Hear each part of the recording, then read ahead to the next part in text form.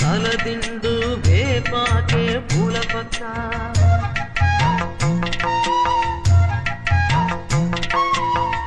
తల్లి చేయనిస్తే జోలాలి పాడే బిడ్డ